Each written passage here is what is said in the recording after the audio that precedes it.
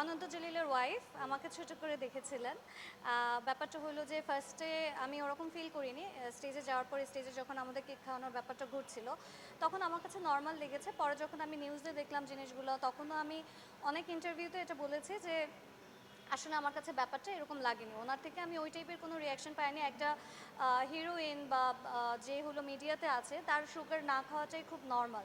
So ওই জিনিসটা আমার কাছে নর্মাল লেগেছিল। বাট খারাপ যেই জায়গাটা লেগেছে সেটা হলো ওইখানে উনি একটা স্টেটাস দিয়েছিলেন যে ওই মেয়েটা নিজে থেকেই আসছে কেক খাওয়াতে, আমরা চিনি না। তো এই জায়গাটা ডেফিনেটলি আমার গায়ে লেগেছে বিকজ ওই মেয়েটা আমি যে ওই প্রোগ্রামের ব্র্যান্ড অ্যাম্বাসেডার অ্যান্ড সিইও ছিলাম।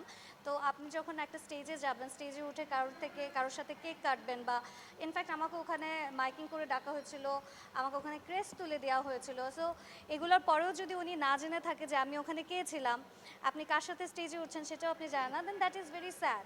সো আমি রিকোয়েস্ট করবো যে নেক্সট টাইম থেকে যখন কোনো প্রোগ্রামে কেউ যাবে, তখন তারা যেন জেনে নেয় যে তারা আসলে কার সাথে স্টেজে উঠছে, কার সাথে কেক কাটাকাটি করছে, কাকে সে ক্রেজ দিচ্ছে, তাহলে জিনিসগুলো ক্লিয়ার হয়ে যায় আর কেউ ছোটো হয় না। এতে স্টেটাসটা দেখে ডেফিনেটলি আমার কাছে ছোট লেগেছে। আমাকে মনে হয়েছে যে আমাকে অনেক ছোট করা হয়েছে, সেটার জন্য আমি আমার একটা রিপ্লাই ভিডিও দিয়েছি। আপনারা অনেকেই ওটা কভার করেছেন। সো পরবর্তীতে এটা হয়েছে, বাট এটা নিয়ে আমার মনে হয় না যে আর খুব বেশি বাড়ানো উচিত। সো আমি কোনো স্টেপের কথা কিছুই ভাবিনি। আমার যতটুকু ক্লিয়ারিফিকেশন করার দরকার ছিল আমি ওটুকু করেছি, and that is it. So ওই ম্যাটারটা আসলে ওখানে আমি ভুলে যাওয়ার ট্রাই করেছি। কেক খাওয়ানোর জন্য প্রেমে পড়তে হবে?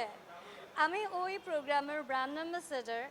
আমি ওইখানে অনন্ত জলিলকে খাওয়ানোর আগে ওখানে শান্ত মারিয়াম ইউনিভার্সিটি চেয়ারম্যান স্যার ছিলেন, আগে তাকে খাইয়েছি, তারপরে উনি দাঁড়িয়েছিলেন, ওনাকে খাইয়েছি। তো আপনার কথায় তো আমি শান্ত মারিয়াম ইউনিভার্সিটির চেয়ারম্যান স্যারেরও প্রেমে পড়ে গিয়েছি। সেই তার প্রেমে আরও বেশি পড়ছে।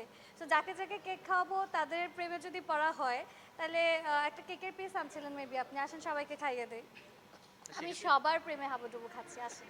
আমি যেহেতু একটা মেয়ে সুন্দরী যথেষ্ট, সো আমার প্রেমে মানুষ পড়বে, আমি এখন প্রেমে পড়ার জন্য প্রস্তুত না।